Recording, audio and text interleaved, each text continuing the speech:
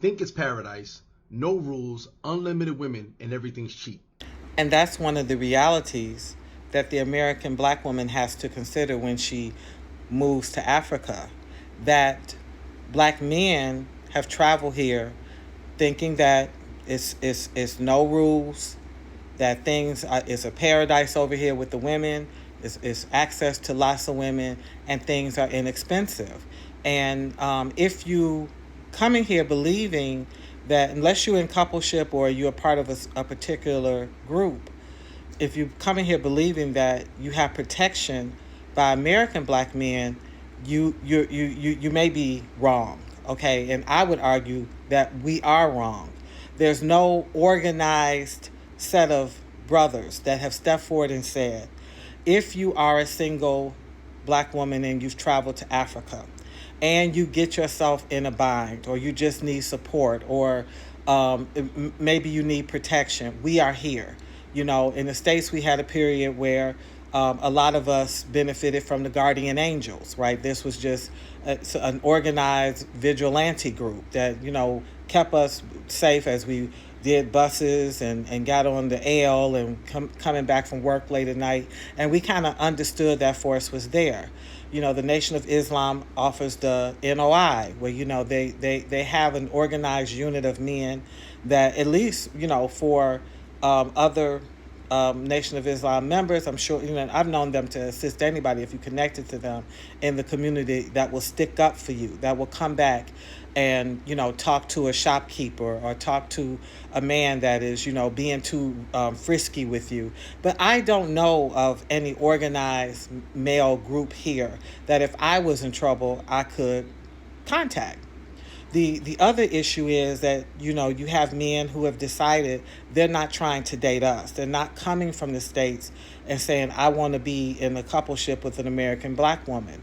And of course, we have traveled across 6,000 miles with unresolved issues with one another, with unresolved trauma, with unresolved pain between one another. And Africa is a pressure cooker. So we don't get over on this end and really kind of work those things out. They're just kind of in us. And sometimes they're so far in us that they are transferred into a relationship that we may be having with one of the locals, whether it's just dating or it's marital. um, I know if I had a wish, you know, whether, you know, because this is a patriarchal nation. When, you know, these older guys date these younger women, it's not uncommon practice here in general. I don't promote it. I'm not against it. You know, I'm into consent. If the family consents and the woman consents, and that's what it is, fine. The only thing I wish is that sometimes the men conducted themselves with more integrity. You know that you have more. There's a push to have children, so the likelihood of you procreating is high. The least you could do is make sure that you invest in the woman, in the local woman. You know, give her seed money to start a little business. If you go back to the States, you can always open up a life insurance policy for any children that you have so they have something. You know, I notice a lot of the women here don't drive. You know, let your woman have get the opportunity to drive and give her that kind of empowerment. You know, that would be what I would wish. And sometimes we don't see that. We know that the men can come, they can get the woman pregnant, the young woman pregnant, and at any given point, you know, you got your American passport, you can fly up out of here, and that's just that. And if we're going to be here with our men, and we're going to be here as you know, blacks and calling ourselves Pan-Africanists and, you know, going to the motherland and all of that, we need to do that with some integrity. And where we have holes in our relational exchanges, we need to work on that. I don't expect any American black man to come across and say, you know, he wants a life with me here.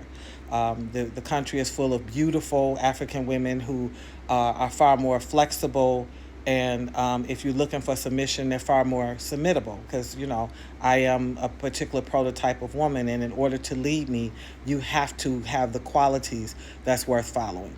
But on the same token, you know, I'm like every other woman. You know, I need to feel safe. I need to feel like if I get in trouble, someone that understands me, that can speak my language, that can reach out, advocate, even physically come pick up and protect, guard me, I would like that. Now, I won't complain because I do have a blessed set of Ghanaian brother sons who see about me. I do not feel, alone or unprotected in that sense. But there have been times when I've had conflict and I needed one of my own to be standing with me to, if nothing more, just understand me and translate and calm me down, because even our social emotional language is very different than the Ghanaian.